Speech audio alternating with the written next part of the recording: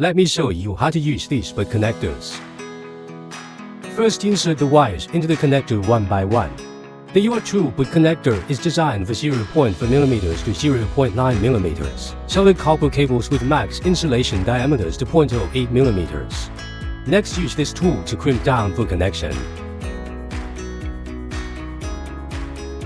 Then confirm that the wires are firmly connected. And do the same installation on the other connectors.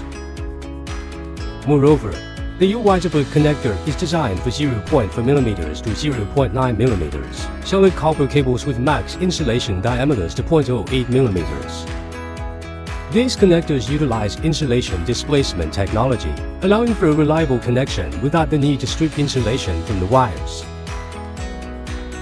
The UR2 butt connector is designed for 0.4 mm to 0.7 mm. Solid copper cables with max insulation diameters 1.5 mm. Thanks for watching. The Apple, your partner in growth.